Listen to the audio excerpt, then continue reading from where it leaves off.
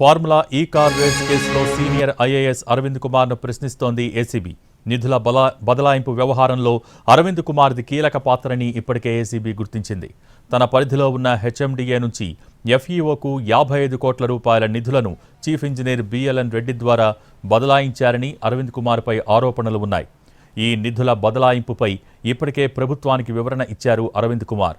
BRS హయాంలో నాటి మంత్రి కేటీఆర్ ఆదేశాలతోనే నిధులు బదిలీ చేశానన్నారు. కాసేపటి క్రితం విచారణకు హాజరైన ఐఏఎస్ అధికారి అరవింద్ కుమార్ వాంగ్మూలాన్ని రికార్డ్ చేస్తున్నారు ఏసీబీ అధికారులు.